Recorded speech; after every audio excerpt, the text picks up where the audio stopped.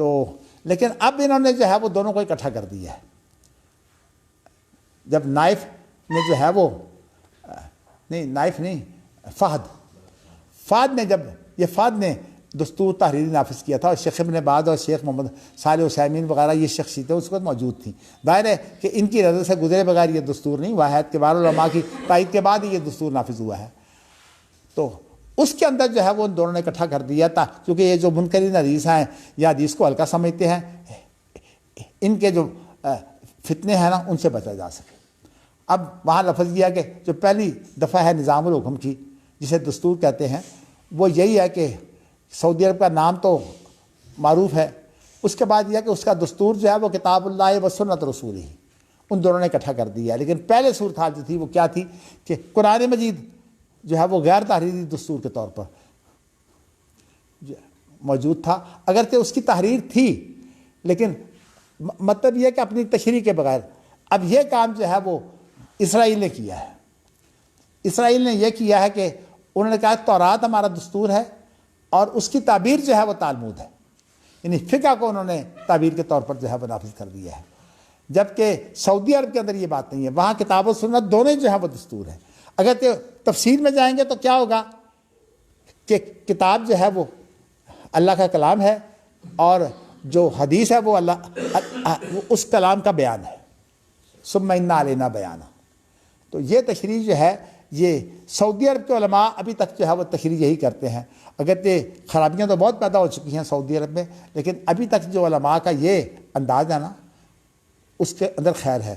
اور سعودی عرب میں جب تک علماء کی جو ہے وہ اہمیت رہے گی اس وقت تک خیر رہے گی. اگرچہ یہ کشمکش اندر جاری ہے کہ علماء کی زیادہ اہمیت ہے یا حکمرانوں کی. پہلے نیکی زیادہ تھی تو اس وقت علماء کی زیادہ اہمیت تھی. اب جو ہے وہ نیکی کم ہوتی جا رہی ہے تو اس لیے اب جو ہے وہ حکومت کی اہمیت بڑھ گئی ہوئی ہے. لیکن علماء جو ہیں وہ مسرتوں سے کام لے رہے ہیں.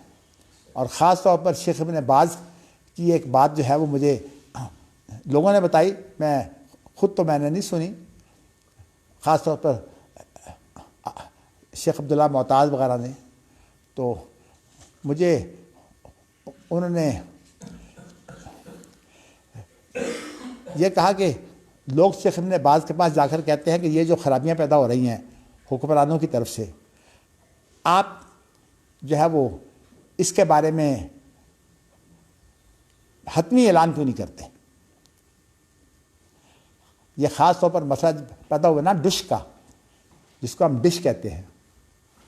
جب یہ مسئلہ پیدا ہوا ہے تو فتویٰ تو شیخ ابن باز نے دے دیا کہ یہ نہیں آنا چاہیے, لیکن عملاً صورتحال یہ تھی کہ وہ جو شہزادے تھے وہ یہ امپورٹ کا کام وہ کرتے تھے اور انہوں نے عملاً جو ہے وہ ڈش لے آئے اور دولت چونکہ موجود تھی اس لیے لوگوں نے خریدے بھی.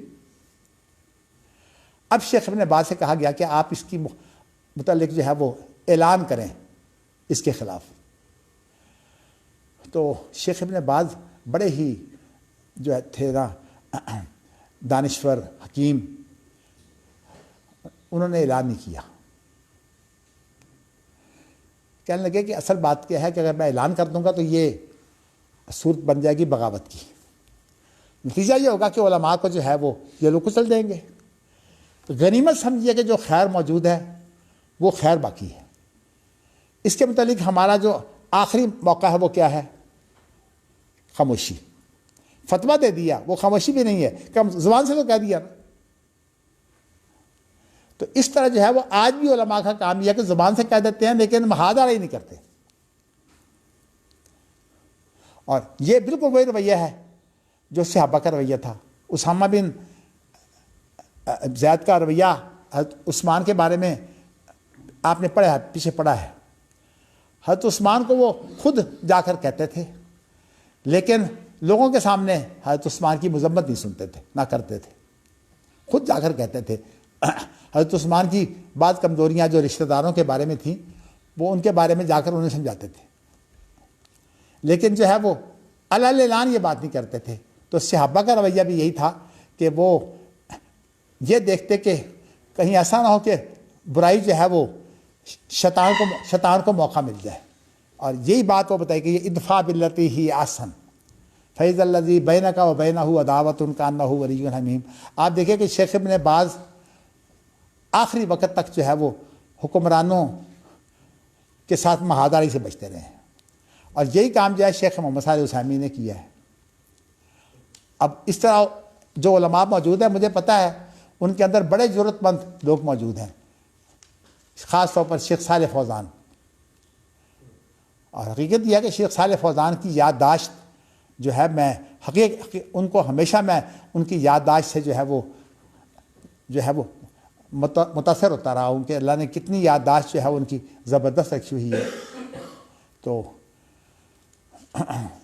لیکن اب آپ دیکھیے کہ حیات کبار علماء جو ہے خاموش بیٹھی ہے۔ مفتی جو عام ہیں، ان کو مفتی عام کہا جاتا ہے نا، وہ بھی مثلاً خاموش ہیں، اور شیخ صالح لوہیدان بھی خاموش ہیں، صالح فوزان بھی خاموش ہیں، اسی طرح وہ ایک سعد بن سالم شسری ہیں، یہ بھی خاموش ہے۔ انہوں نے عبداللہ کے دور میں جب یونیورسٹی بنی ہے جدہ میں مخلوط تعلیم کے طور پر، تو انہوں نے صرف اتنے لفظ کہہ دیے تھے کہ اگر آپ کا باپ ہوتا تو ویسی یونیورسٹی قطعاً قائم نہ ہونے دیتا۔ ان کی سزا ان کو فوراً دے دی گئی، حیات کبار علماء سے بھی نکال دیا گیا، وہ بلکہ اس وقت وہ مستشار تھے، وہ بھی ختم کر دیا گیا۔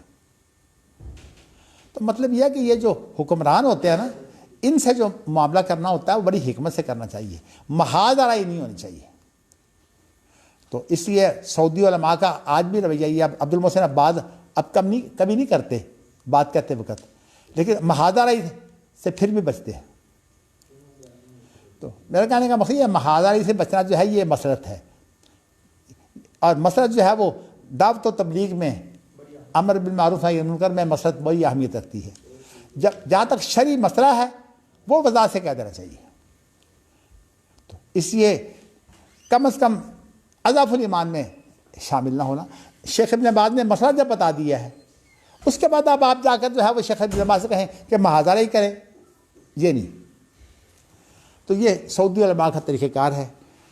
اچھا جی، چلیے بات تو جو ہے وہ اور باتیں آ جاتی ہیں، اللہ مجھے توفیق دے۔